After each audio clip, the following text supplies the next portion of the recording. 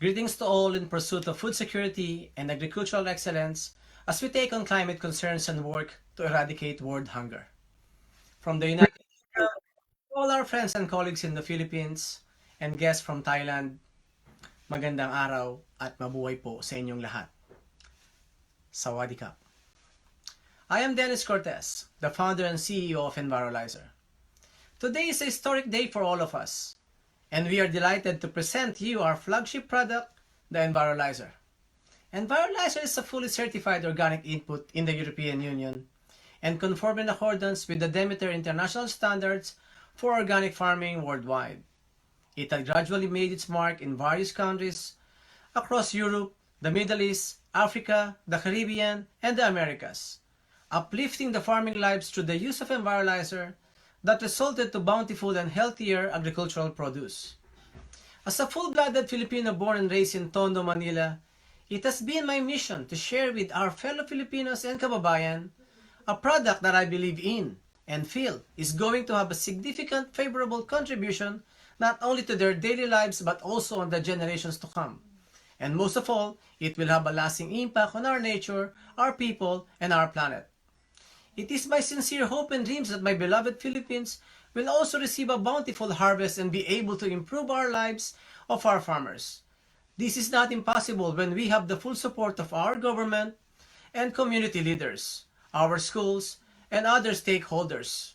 It is frequently stated that one person cannot make a difference since the world is too large and complex for one person actually have an impact.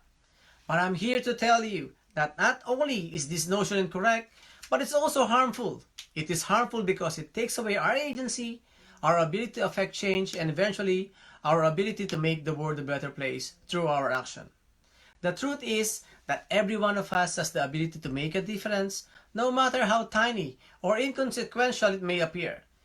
We can make a difference in the lives of people around us and even the world at large.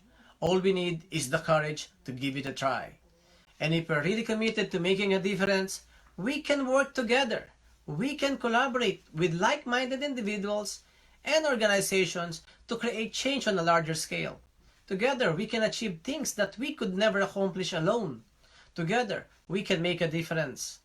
But all this requires one thing: action. We can't sit back and hope that someone will make a difference for us. We need to take responsibility for our own lives and the world around us. We need to be the change we want to see in the world. I'm glad you have started. Now, continue with the first step towards making a difference. Don't let anyone stop you, including you.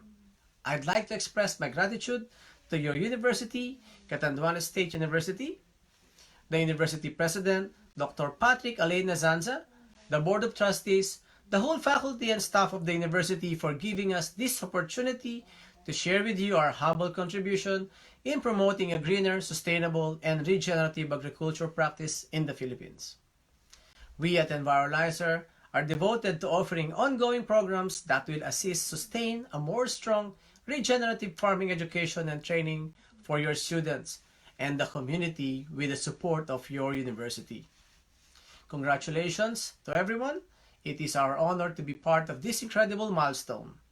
Let this day be the decisive moment that our efforts make the sustainability challenge the growth story of our time. Have a good day to all of you, and looking forward to seeing you all soon. That's the message for the Envirolzer. So a while ago, we have witnessed also the signing of the Memorandum of Agreement between the Envirolzer and the Katsu. Okay. Our next speaker is actually the president of the CMCS Agricultural Trading, and at present is the country's representative for the Envirolzer Limited UK. And then, ladies and gentlemen, let us all welcome Mr. Miguel Delgado. Okay. A pleasant good afternoon to everybody here. I assume that everybody had a good lunch earlier. So I know this is a long day for everybody here right now, but We try to make it as fast as we can, and at the same time, make sure that we'll get all our messages across. No? Anyway, first of all, I would like to thank Catanduantes State University, the whole faculty and staff, Dean Juji, of course, President Patrick, Ma'am Zaira. No? I have to say this, but for the past, from the time that we arrived here, no, without fail, we've been fed 2 hours, every 2 hours. So this is something that we really are very thankful for. Okay. Now, we are here right now on the topic of empowering island organic farming educators and practitioners. I would like to include here, no, in that title, all the stakeholders, because I believe that if we are going to work on this program together, it should not only be the local government or the state universities, no, but it should be everybody as well. Okay. Now I will go to my presentation. Okay. I would like to start first by presenting to you the actual scenario that we have right now in the country. Okay. So we call this regenerative farming. All right. Saving our planet by caring for the soil. Can I have the next slide, please? Okay. Um, for the present, all right, our country, the main goal of every country is to attain food sustainability,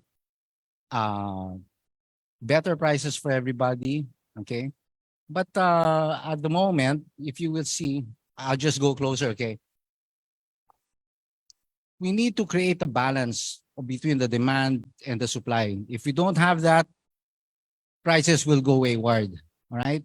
Now, by that, when mankind started to find ways to increase production, we sorted out to chemical agriculture farming. All right. So that is the solution that man had for our growing agriculture needs. Okay. So, but the problem is right now, at the moment, we are already starting to pay the price for that. Okay. Because as you all know, if you're going to look around right now, we are getting into a very, very bad state on the agriculture sector. Can I have the next slide, please? Okay. 40% of our economy is agriculture based. When we say agriculture based, I'm not only talking of the farmers here or the people on the aquaculture side, aquatic side. I'm talking of every related industry attached to it, directly or indirectly. The whole agriculture industry contributes roughly around 9% of the GDP. But the problem here is this, okay? As we move along, the contribution of the agriculture sector is getting smaller and smaller. The farmers nowadays are getting older, and the younger farmers are starting to shy away from the industry because, one, the prices of commodities do not seem fair for their economic needs. Two, and second is that they have practically probably lost hope. I would say that, no. So we are starting to think right now at this point in time in our country. Can we say that we have food sustainability? Are we basically food secure? I really don't think so, no. And I guess that is very, very obvious right now. Can I have the next slide, please? Okay, I am addressing to you the reasons why we have this problem right now. The first is infrastructure, which from my standpoint of view, I really don't think I can do much. But what I can say is probably with the help of the national government, the local government, all the problems that are written up there can be addressed. All right. The second would be the high cost of labor. If you're going to compare the labor cost of our local production here as compared to the production in Thailand and in Vietnam, you would see the price, the labor cost disparity. The labor cost here in the Philippines would be something like, what did I put there? 53%. Whereas in Vietnam, I believe it's only running around 7%. Okay. Now, if you're going to look at the total labor component being used for every rice production, you will see that in our country, we use about 69 to 71 labor days, 8 hours per day for every labor day. But compared to Vietnam and Thailand, they only use about 10 to 11 days per harvest. Okay, so these are the problems that are compounding the issues in agriculture. And to top it off all is that we have uh, poor equipment, which slows down production. Next slide, please. Okay, now here comes the part wherein we talk about poor farming practices. Again, we will go back to inorganic fertilizers, which we have been fully dependent on from the very time and beginning, no? And now it's all going back to us, right? So can I have the next slide, please? I just placed here a brief history of agriculture. I wanted everybody to see what efforts man has done to be able to improve agriculture throughout the years. Okay, but you will notice one thing, that the first attempt on agriculture started way back during the Mesopotamian period, and that is the modern day in Iraq. And you will be surprised that as we all know, Iraq is in the Middle East, but they were the first ones who tried to develop agriculture. Next slide, please.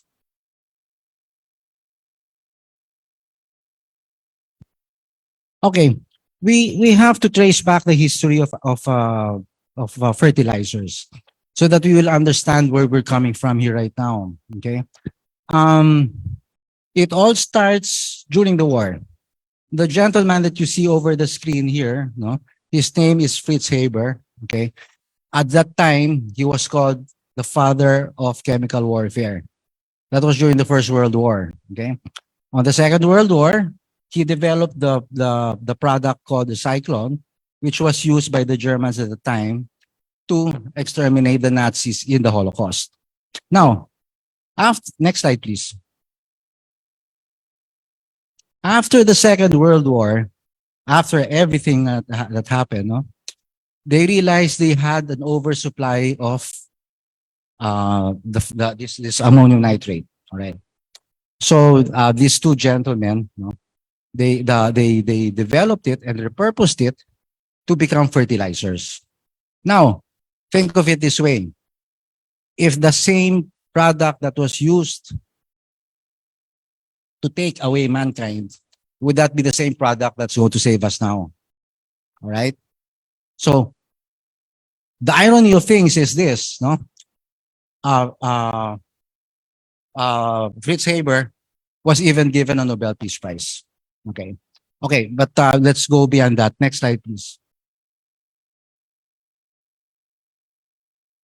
Okay, that's next slide, please.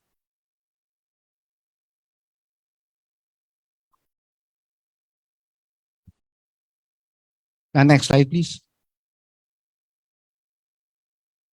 Okay, I have here an illustration. Way back in the 1960s, for you to produce grain, you would need about 6 units of fertilizer.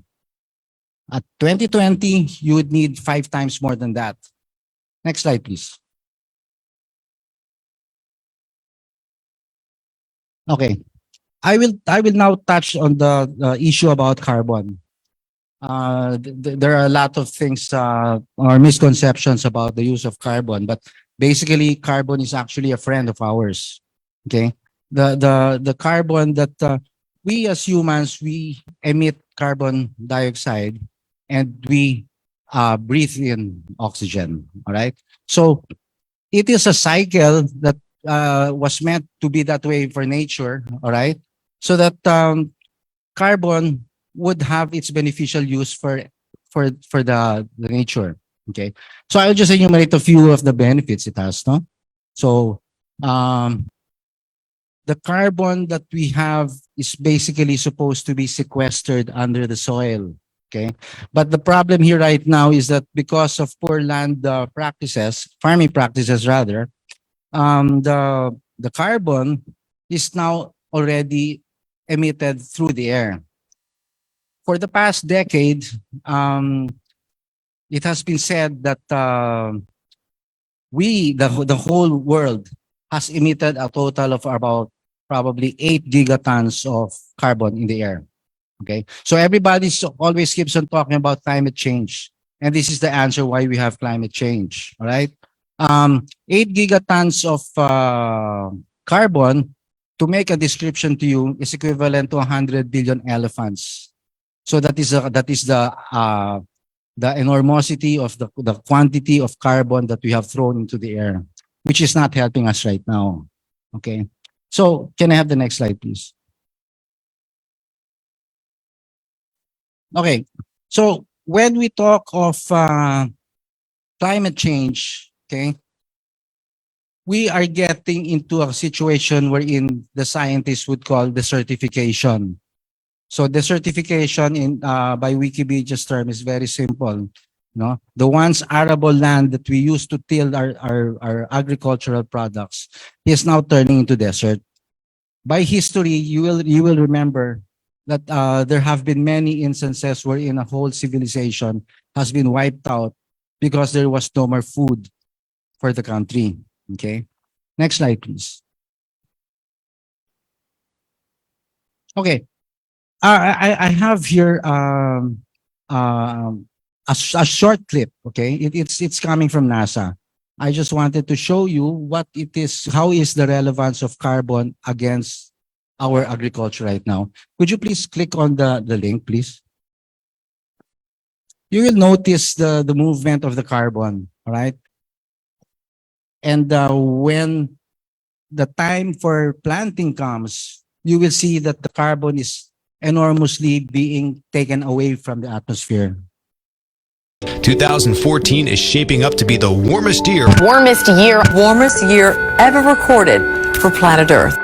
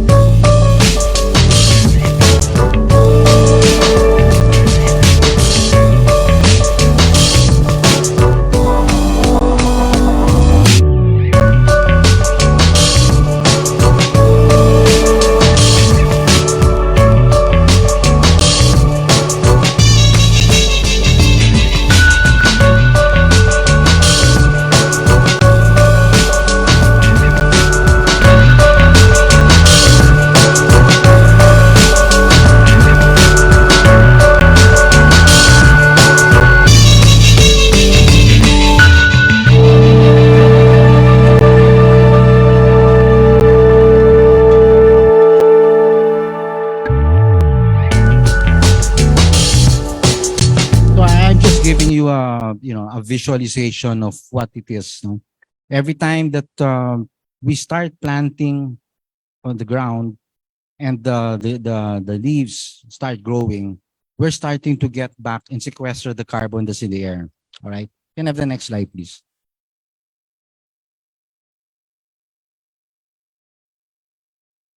Okay. Um, I just wanted to make one thing clear. I, I'm uh, I am overwhelmed that I was introduced earlier by Dr. Custodio as a doctor, but I want everybody to know that I am not a doctor by profession, no. So I have no moral or professional authority to make any lectures to you.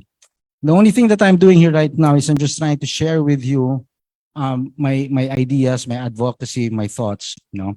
And I'm hoping that you know the everybody listening here right now would be able to pick up something and do their own share of things in the future. Who knows that maybe the next time that we'll have this activity, probably one of the people seated here right now would be also standing here. Okay, so this is a thing that has to, you know, that has to start off with one move towards another, right? Now, how do we fix all of these? You have what you call, you've always heard of the word sustainability. Sustainable farming is trying to maintain on a status quo what there is at the moment. Okay, but it is not trying to regenerate or try to correct the deficiencies or the mistakes that were made in the past. All right. So there is another thing that we call regenerative farming. It is something that is being done right now all over the world. Okay. And I just want to share this with you for us to be able to give it some thought. Okay. I'm not saying that this is the silver bullet that is going to solve everybody's problem here. But all I'm trying to say here is that these are the solutions that probably if even we try to do one of all or all of these, probably we will be able to attain it. The United Nations has declared that if we do not fix our current climate change problem, okay, we will only have food enough for us to stay until 2060. And if we do not try to take our own share to do what we have to do, then I think we only have a few, you know, a few years for us. No? Can you go back? Backwards. All right, I'll just enumerate to you. There are five basic principles of regenerative farming. One is soil armor. They recommend that all land, no, should be covered with cover crops, because one, it is something that will help build the water reserve on the ground, and it will keep the temperature low. Okay. If we do this, we will be able to avert droughts, because even on a high temperature, there is still a retention of water underground if it is done right. All right. Now the second thing is diversity. They recommend that we do and use diverse crops. Okay, so that there's always diversification. And the third one is, next slide, please. Okay. What's that? Yes, about it. Livestock integration. They do recommend that to have a complete cycle, you will have to include livestock. In the United States, they do sectionings of, although it's, again, it's something that is something that has to be discussed, no? Because what they do is that they let the cattle graze in one area, and when it's time to plant, they move it to another area, and so on and so forth. Okay, that is where the cattle does its part. Okay, and the next is minimizing soil disturbance. They recommend that we do not use land tillage. Okay, because once you do land tillage, you let the carbon out back into the air. All right. Okay. Next slide, please. Okay. So this is a simple diagram to show how it all works. No, the plant sequesters carbon the carbon is produced into chloroplast, which is becomes the energy of the plants.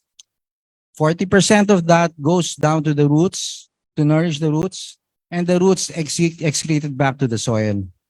Now, the live organisms in the soil are the ones that will feed back also the microorganisms of the plant. So we are trying to put back the natural cycle of plant growing right now here. Okay. If we will be able to do this, if you increase the soil organism percentage by at least 1%, okay, for every, in the United States, they say it's an acre, okay? For every acre, you would probably be able to harness about 10 tons of water, okay? So can I have the next slide, please? Okay, so I go back to the same question right now. Is it workable? Okay, my answer is this, no? For some areas and some cases, it may work, some may not work. Okay, for example, if we are looking at we do monocropping. Okay, so there would be a debate here: is are we going to stay with industrialization, or are we going to implement regenerative farming? Okay, so there are many issues here, but we will have to have a middle ground here. That is the reason why I'm saying here is that the role of the local government, the role of the academe, everybody, the stakeholders have to play an important role with each other. Everybody has to speak to each other. Everybody has to understand what the needs of every individual or every sector has. All right. So in closing, I'm just trying to give you something to, for you to realize what is really going on at the moment. So that ends the first part of my presentation. Can I go to the next one, please?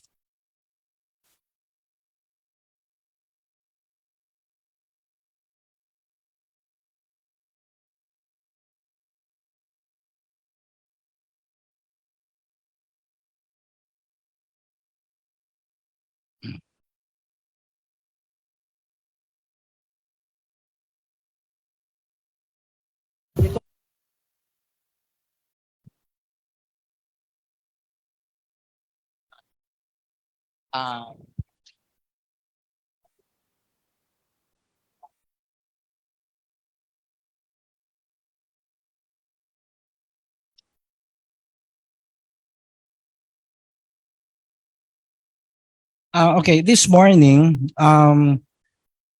we were very thankful that the Catanduantes State University and our company, CMCS Agriculture, signed a memorandum of agreement.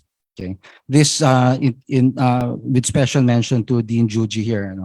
We have been in discussion about this for over, I don't know, maybe probably 5 months over. Okay, and we proposed that we do field test trials here in Catanduanes. As a matter of fact, yesterday we were there at the test area, and everything's ready for testing. I just wanted to present to you in brief our product so that you will understand what our product would play in the role of regenerative farming. All right.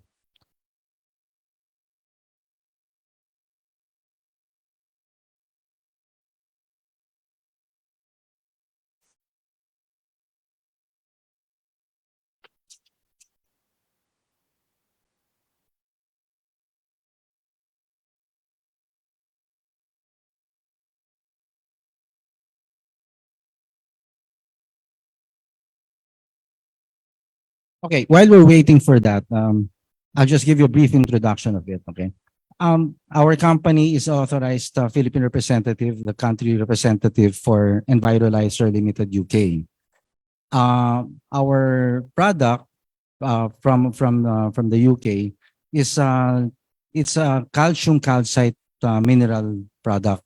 Okay, it's 94% calcium. Okay, and it has been tested all over the world, in Europe, in Asia, in Africa. Okay, and modesty aside, it has gained very promising results. Okay, we have recorded from our researches about at least 25 to 50% growth in yield. We have also seen a better quality of product yield. Okay, so as you've seen earlier, for those who were here earlier, our president, our founding chairman and CEO, Mr. Cortez, is actually a Filipino, and the reason why we are here right now is because he has always wanted, no, and through our company to be able to partake this chance to be able to share this with your province. Okay, okay. What is the role? What is the role of our product in this whole process? Okay. We'll go back to the basic principle of the photosynthesis. Our product, it's actually a foliar biostimulant spray. When you apply this to the product, okay, it increases the metabolism of the product to produce photosynthesis. So it's just like us. If we eat more food, we eat more nutrients, we become healthier. Okay, so that is basically the essential, the basic principle of what the product does to it. Okay, so again, if we apply it, okay, the plant, the wall membranes of the plant become sturdier. They become more resilient to pesticides, to fungi, no, and pests. Okay, so as a result of that, no, you will be getting a better yield result. Okay, now again, we are not trying to say here that we are here to totally eliminate chemical or inorganic fertilizer use. That is probably not a realistic statement for me to say. Okay, but all I'm trying to say here is that if we want to get into that state of being able to wean ourselves away from chemical fertilizer, this is something that we can use as a transition. Because when you use it, the residual product goes down to the soil. And you will realize as you start going into your next harvest season, into the next harvest season, or the next planting season, you would realize that you'll be needing lesser and lesser of chemicals. Okay, so I will go back to the doctor from Bangkok, no, which I've really acknowledged that his biofertilizers is really fantastic, no, but it is something that would always complement, right? But again, it is something transitioning from chemical to organic is something that has to be done with caution, no, because let's take for example the case in Sri Lanka. There was an abrupt decision by the government to get away with chemical fertilizers without studying how to approach it properly. So they just out of nowhere just pulled out everything, and the farmers just depended on the usual practices that they do, and they lost their production. We don't want that to happen. That's why again I'm saying is that we always need the help of everybody here, the local government, the academe, the stakeholders, the whole community. No? So anyway, let's just make a rundown. But I guess I've said something already about it. Okay, that's just our mission and vision statement. No? Maybe you can read over it. You can read through it. No, okay, yeah, okay. Go ahead. Okay. That's I'll stay with the other one. Can you please go back again? No, forward. Okay. Yeah. So that's it's a reduction of soil and leaf nitrogen fixing. Okay. It's overuse of chemical fertilizers and other chemical inputs that causes emissions. Okay. So that's it. Next slide, please. Okay. All right. Forward. Okay. Just move forward, please. Okay. All right. Did I miss out anything? Okay, this one. What we are using here, since it is a product, calcium calcite, it's mineral. It's a mineral rock. Okay. The reason why it is effective is because we have a process which we call micronization. It's like a nanotechnology that enables the product to seep into the small pores of the plant. Okay, that is something that if I'm going to describe it, if you know the size of the pore of a plant is times 10, times 1, sorry, times 10, the size of the grain or the powder is times 1 only. So it easily penetrates the leaves. So go ahead, please. Next. Okay, just a description. Okay. Next. Okay, go ahead, please. Anyway, I think I have covered what I have to say. No, I just wanted to share with you, like with some of the trials we've made in some other provinces. No, we have seen increases as far as 65% on growth. No, that test we did in coordination with the City Agriculture Office of Cabanatuan Nueva Ecija. Okay, and it was monitored by their City Agriculture Office. And fortunately enough, our technical farmer there was able to produce a yield of 20% was the base quantity that they have for 1,000 square meters, but they're able to do about 33 sacks. Okay, so those are just one of the samples that we have. Okay, so can you just go over it? I might have missed something lang. Okay, that's a product. Okay, you go ahead. Yeah. Okay. Envirolizer in Europe is organic. Okay. But I want to make it clear again. Here in the Philippines, we were not able to secure an organic permit. I will just have to explain this, no? Because by law, an organic product here in the Philippines to be considered as organic has to be from animal or life form. Okay.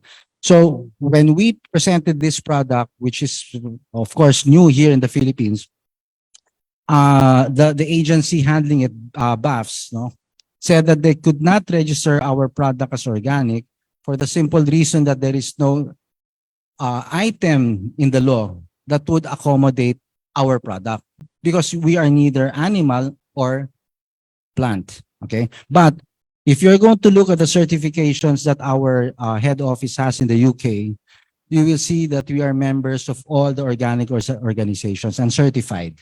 Okay, you have Fibel, you have Demeter, you have iFoam is there. Is iFoam there? Yeah, you know.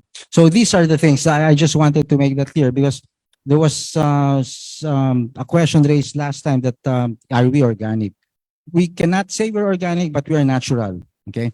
They wanted us to go back to our legislature and repeal the law. But we were saying that by the time that we repeal the law, I think maybe 5 years will pass. We have not gotten that yet.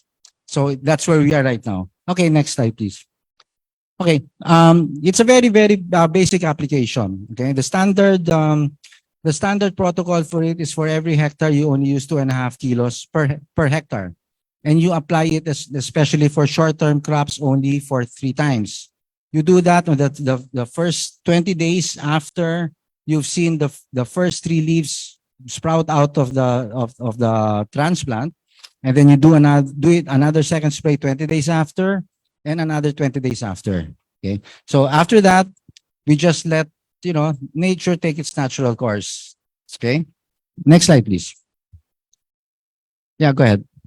Yeah, so that's the whole. Go ahead, please. All right, forward, please. Okay. I have to mention this. Our product has been tested by the Isabela State University. Okay. Rather, Dr. Artemio Martin of the Dean of Agriculture for the school. No. So I'm just trying to show to you the growth on yield using our product. That was actually an actual test conducted. Next slide, please. Okay. Rice. Of course, we're a rice consuming country. Of course, I wanted to illustrate this to the audience. Okay. So this is a test made in, is that? I can't remember where that place is, but anyway, those are the results that we've gathered from our principal. Okay. Next, please. Okay. That's more rice. That's from Thailand rice. Okay. Okay. Next rice, please. Go ahead. Okay. Go ahead, please. Okay.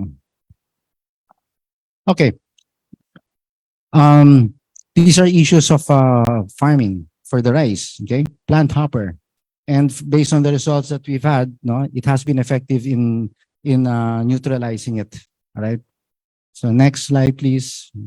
Yeah, rice blast disease, same. Next. Okay. Just to show you, we have done, the product has been tested, not exactly tested, but it's been used for many products. One of them is corn. Okay. Next, sugar cane. Right. Okay. So, and anything else? Next slide. Next slide, please. All right. Okay. I think that's about it. No. So, in closing, again, I just hope that together we could make a difference here. We could start moving towards a better direction insofar as agriculture is concerned. Thank you very much for your time. And that's the regenerative farming, caring for the soil to save our planet by Mr. Miguel P. Delgado. So thank you, sir.